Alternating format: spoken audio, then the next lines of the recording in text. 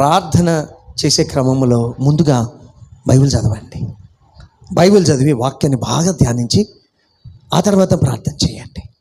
అప్పుడేం జరుగుతుంది? ఒకటి, మనం చదువుతున్న వాక్య భాగం ద్వారా మాట్లాడతాడు.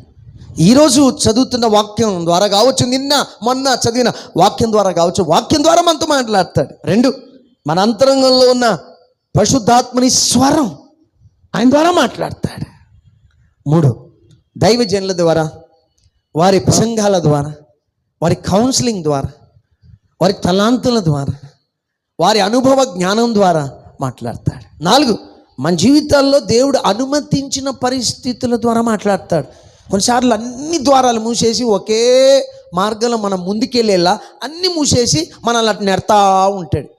దాన్ని నేనేమంటానంటే, దేవుడు మన జీవితాల్లో అనుమతించిన పరిస్థితులు దాని ద్వారా మాట్లాడతాడు. మనకు అర్థమైపోద్ది.